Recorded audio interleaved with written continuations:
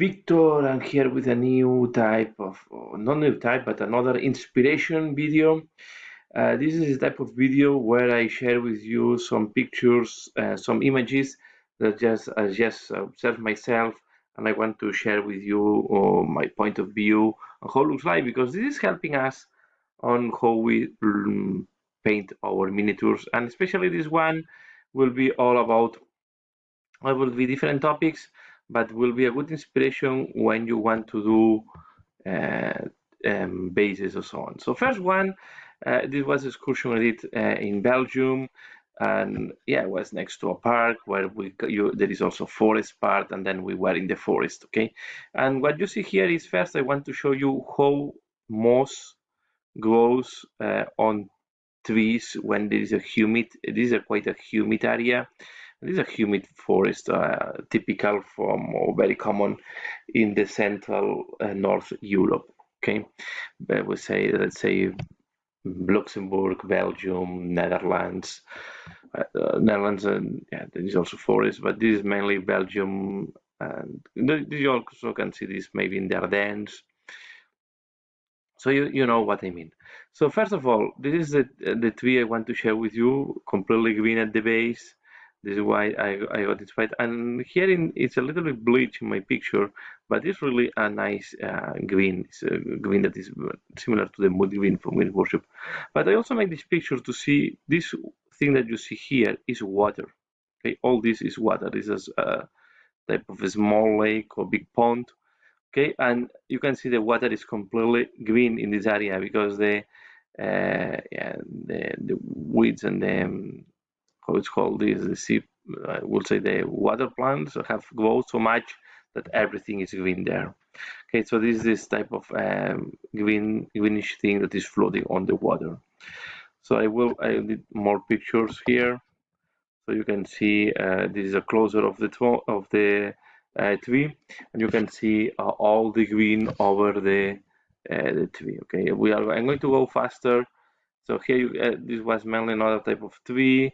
Also to show you that here are mainly the tree trunks were more on greenish and greenish color, so they are not brown. Okay, brown was more the ground where you see all the dead leaves, but these parts are more on the gray and the green tones, and the water was really green, as you can see here. Again, very interesting these four bases, how the moss grows, but you can see as well the bark is not gray, is not brown, is greenish. Okay, this is more greenish. So it's interesting when you go for a walk to really pay attention on what you see. Again, the ground is not green on here. It was all that leaves because these two shade that the trees are not helping the plants to grow. We only have these plants. Would be areas that are greener, but most of the ground is uh, there is no grass, right? There is mainly this type of dead leaves all over the place. Here you can see a further shot. So when there is plants that are taller plants and they are not as the grass as we normally put in our bases. So you can see it's more, these ones can be a little bit similar, but they are quite tall. This is at least a meter tall, these ones here. Okay, again, this is greener, but this is more at ivy type of plant. Okay, and you can see the trunk is greenish with a lot of green on, and then you can see that the moss is also going in other parts. So it's quite interesting, and this is the plant that we're saying. This is ivy or ivy. So this is not really grass. This goes over the ground, and then it starts climbing the trees, and then you have this type of things they try to survive between. But there is not grass type of plants because it's too dark for them to grow here. And this is another shot on the water on a different point, and you can see that it's completely green. I like a lot this tone. So this is really giving me inspiration when for bases. And you can see again the trunks. No use brown to do trees. There is no brown on the trees at the end. Here there is a little bit more of brown, okay, and between the bark, but you can see really the bark is greenish, and then you have green as well on the base. So this is very important when you do bases, that you have to think in which environment you do them, and if it's in a humid forest, you can see the vegetation at the bottom is mainly ivy type of vegetation. Then well, this was a picture was fun for me to see this type of mushroom. Okay, just you also can see mushrooms. Most of them are in this type of whitish colors. And here we see more type of grass growing up. Okay, more weeds. But again, all the leaves, and the leaves, the other thing I realized, the leaves on the ground are all brown, so you don't see green leaf on the ground, neither yellow, all were brown. And this was a spring period. Again, I think it's very interesting, this one, all this green here, the tail of my dog. But here was more to show you the, and then when the tree falls down and starts rooting, it starts taking the black colors. You can see it's very, this is really interesting. Okay, you have the green on the bark, and then the wood where the bark have follow. You will see this wood that is in browns, but then it goes very fast to this type of black colors. Okay, these very dark colors. And I'm going to show you more examples later on. Another tree, this was quite an interesting tree to see. Green on the bottom and quite a weird shape. And moss, you can see not too many green leaves on the floor. There is one, two, but most of them are brown. All this is covered of leaves, dead leaves. Here I want to make another shot on the water. The water is never blue on this forest. So if there is a cleaner area where you don't have the algae floating, then you have as well a greenish tone, darker one, but it's because of the reflection of all the green that is around. Okay, because water have the color of what is underground, and in that case, it mainly will reflect the color that is around and underground, and everything is green around, right? So it will take a greenish tone. And this again, how here was to show this part, right? This is that there was a tree there, it's dead, cut, and you can see how everything is green. Now, the weeds there, these are the type of weeds. Another example. These are the type of vegetation that you can find in the forest, so it's important when we do. And the other thing I want to share, they are not dirty.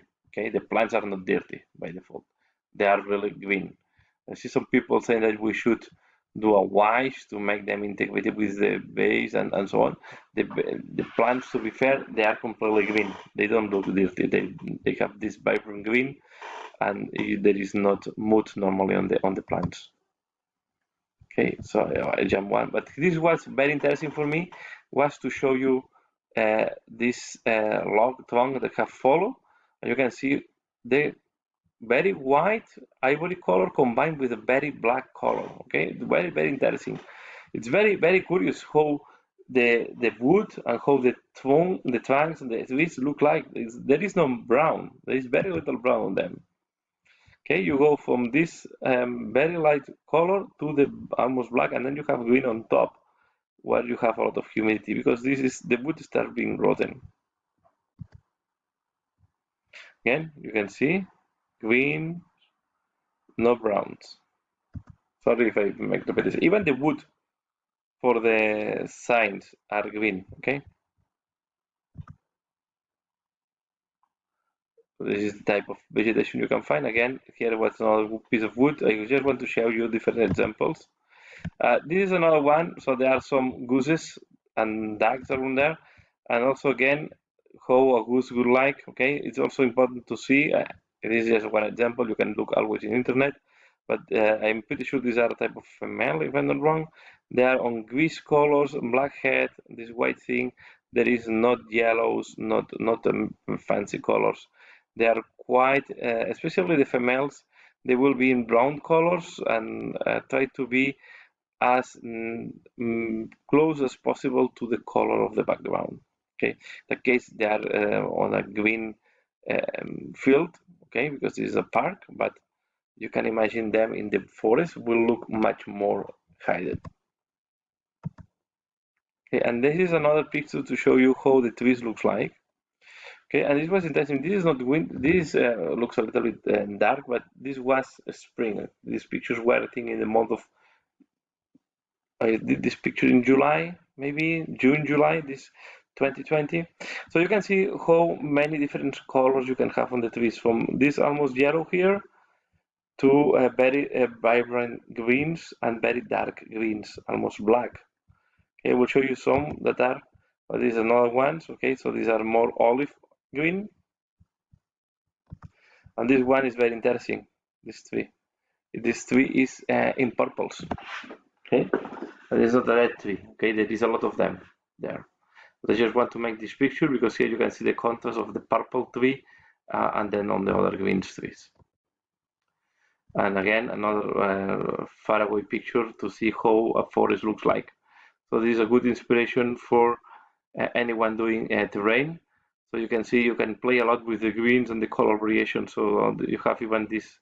These are the water plants on a green, dark green. So you have all type of combinations. And the water again is not blue. Okay, the water is in greenish colors. It will reflect what is around. And this is another one that I want to show. And the first, the duck here, brown color. This is a female, and then the bridge.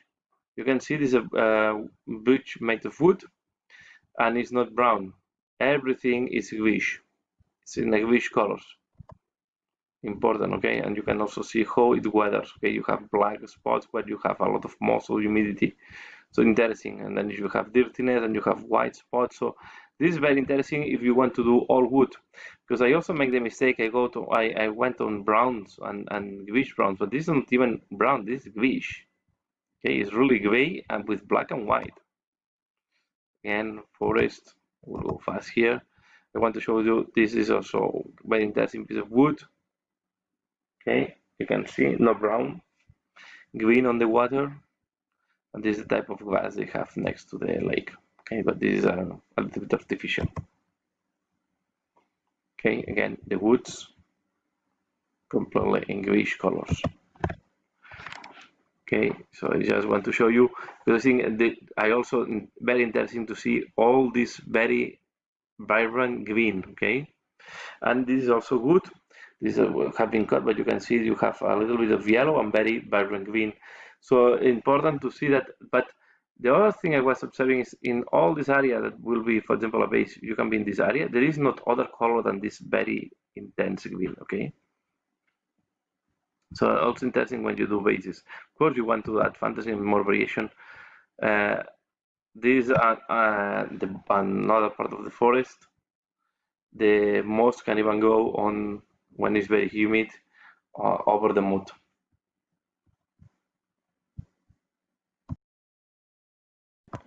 Okay, so let's moving here another piece of this is with less green than the previous one, but again we also see that there is and I want to show you when the leaves all on the ground are dead. Let's go a little bit faster now. The wood when the bark is broken for the first time is white, almost is ivory color, or it's a very light brown. Okay, in a way. Another piece of wood on the ground. You can see it's almost white in that case. This wood, and really, at least the wood on this wood. Okay. And here another thing I want to show. I'm gonna jump one picture is how the tracks are looking like. Okay, the ways, and you can see that there is no the ground is not in these browns that we normally paint. It's not dark brown. It's not light brown. It's as well greenish color. Okay. It's curious that we use a lot of browns for our forest, but to be fair, the only brown, really brown parts are the leaves on the ground. The other things are more on the grayish colors. And here you can see, even very dark, where it's very humid. Okay, humidity on sun makes to look it darker. Okay, this we'll Oh, here this one. Well, I also find it interesting is when they make pictures. There is like this. This is like a what's it called a type of pond, and it was quite empty at this moment. You can see the weathering here. Okay, so they make this. This is a picture of a thing that it's weathered. How it looks like, and it's there is not, of course, there is no greens because it's water with a lot of humidity and plants and so on. It goes more on the blacks and grays. So I think that was quite interesting to share as well this with you. So you can appreciate here how type of concrete type of wall is weathered, right? So it's made of this type of concrete bricks, okay? And how there is one, these are some, but how is weathered and when there is damage and so on, moss growing in between the different bricks. So it's just, and then as well, this is a statue. I think was interesting to see how it was a very whitish gray type of statue. Okay, I have more statues at the end of these pictures. Here you can see as well the weather. So here you see as well a piece that have fall and is missing. And then these white things are on not lichens as well. Okay, so you can see how this is where, and the water is transparent, and you can see the wind reflection of the ground. Okay, again, greenish color the water with a lot of. This was a funny thing, and this one, what there was for the statue. Okay, to show you how the stone. This stone is quite damaged and how it's looking like, and then this was a metal statue. And as well, I want to show you the palace. Okay, there is this. We used to use a lot of grays on our buildings, but you can see here, okay, that the building is not gray. Okay, the gray maybe is the roof, but the stones are in this aqua color. So this is also important when you do buildings. Also, you can think other colors than just the stone gray. Again, how the stones of and the concrete weather.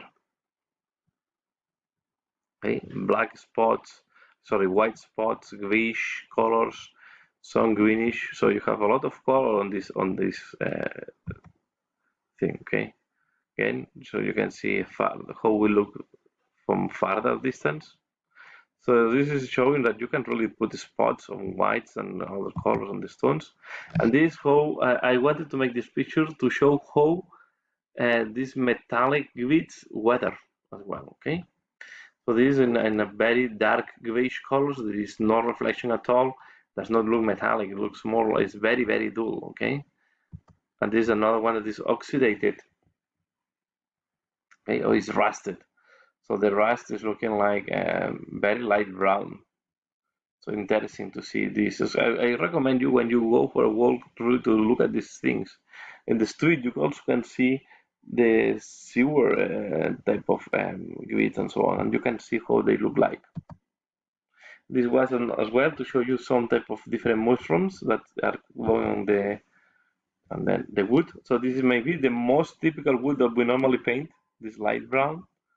Okay, it's also in the forest, but it's not the most common one. In that is in this forest.